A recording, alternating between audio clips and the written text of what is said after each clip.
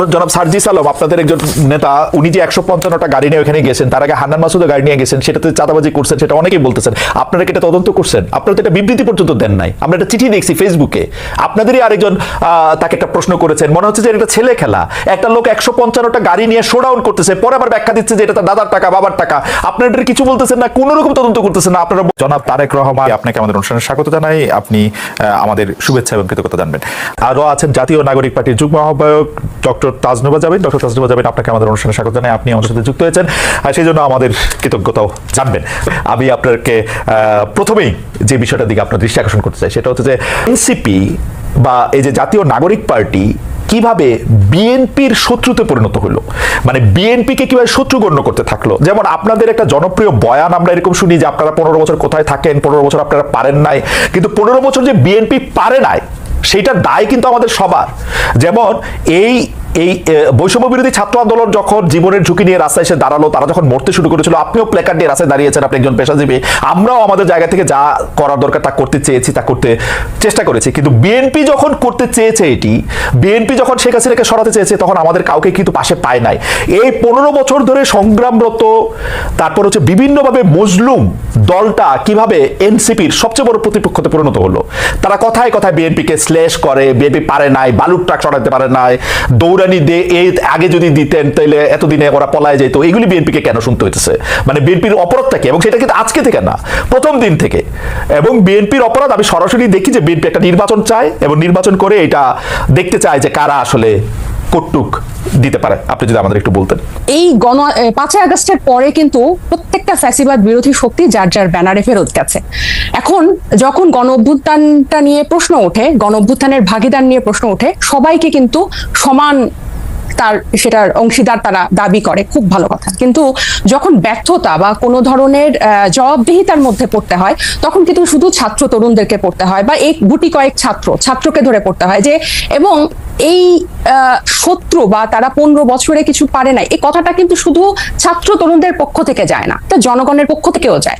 আপনি যদি আপনাদের এই অনুষ্ঠানগুলো নিচে কমেন্ট গুলা দেখেন, কখনো যদি চোখে পড়ে, এখানে কিন্তু যাদের প্রকৃত অর্থে যাদের অ্যাকাউন্ট আছে, এরকম অনেক মানুষ কিন্তু খুব সুন্দর সুন্দর কথা লেখে এবং কাউকে অ্যাটাক করে না, খুব গঠনমূলক ভাবেই কিন্তু লেখে। এটা থেকে কিন্তু আপনারা নিজেরাও বুঝতে পারবেন এবং আশেপাশের মানুষ থেকেও বুঝতে পারবেন যে গত 15 বছরে একটা যোগ্য বিরোধী দল হওয়ার ব্যর্থতা কিন্তু এদেশকে ভুগিয়েছে। একটা সফল বিরোধী দল হওয়ার ব্যর্থতা কিন্তু এদেশকে ভুগিয়েছে। এটা শুধু ছাত্র জনতা হিসেবে আমরা যে বলি যে, বা এনসিপি এই নতুন করে যেটা বলে, ব্যাপারটা তা না। আরেকটা বিষয় হচ্ছে, এই শত্রু বা এই মুখোমুখি দাঁড় করানোর ব্যাপারটা কিন্তু এক দিক থেকে না। আপনি দেখবেন এই যে কিছুদিন আগে এক টক শোতে আমার এক সহ আলোচক বলছিলেন, আমি 90 সালের গণ অভ্যুত্থানের একটা কথা বলছিলাম, উনি বলছেন 90 সালে তোমার বয়স কত ছিল?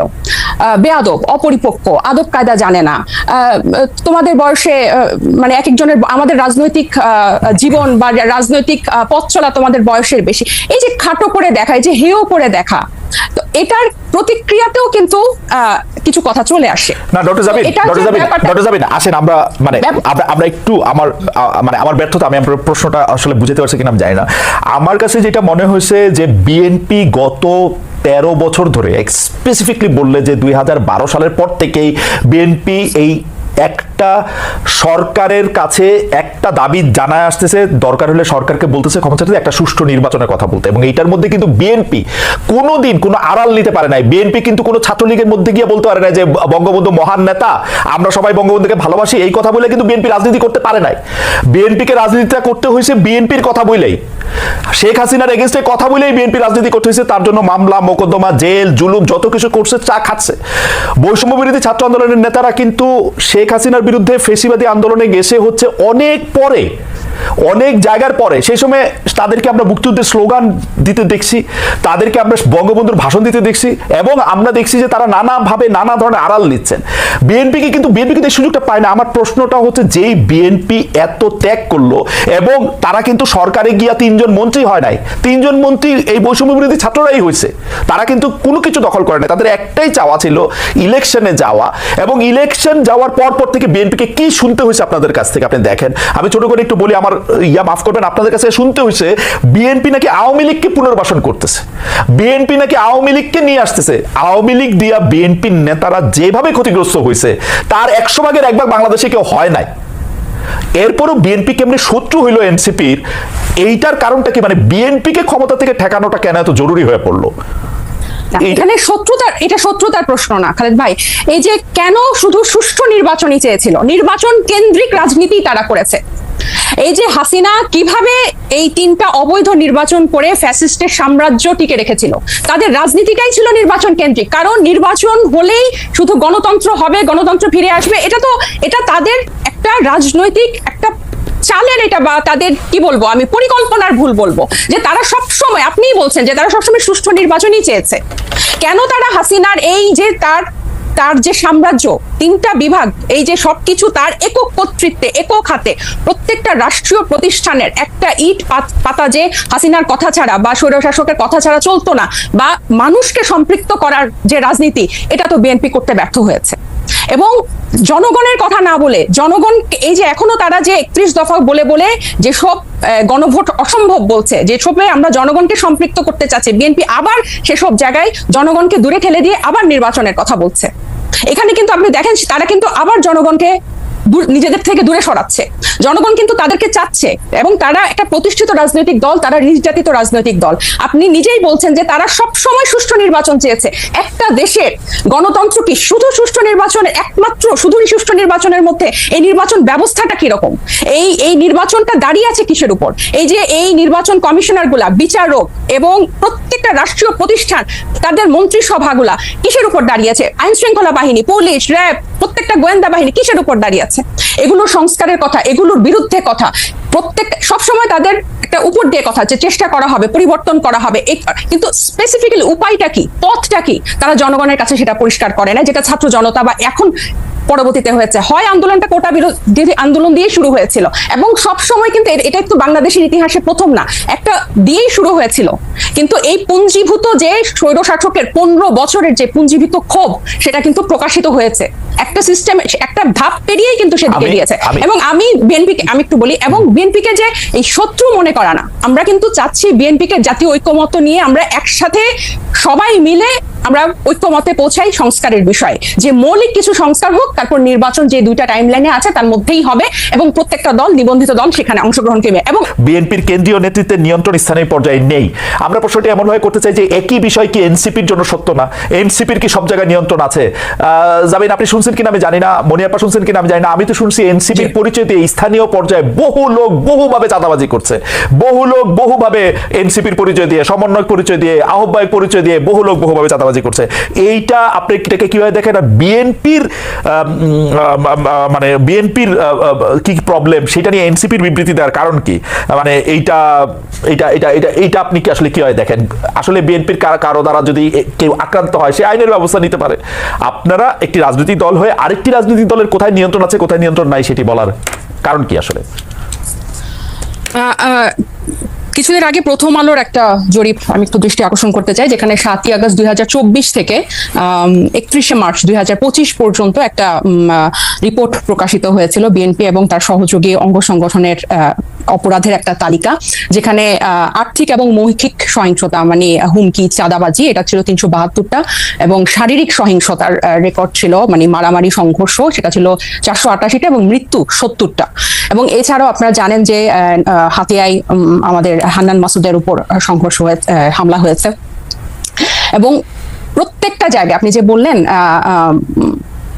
এনসিপির অসংখ্য প্রতিনিধি করছে, আমাদের কিন্তু এনসিপির একটা আহ্বায়ক কমিটি ছাড়া আর কোনো জায়গায়, আমাদের নাগরিক কমিটির বিভিন্ন কমিটি ছিল, কিন্তু এনসিপির কোনো জায়গায় এখনো কোনো প্রতিনিধি দেওয়া হয় নাই বা কমিটি দেওয়া হয় নাই।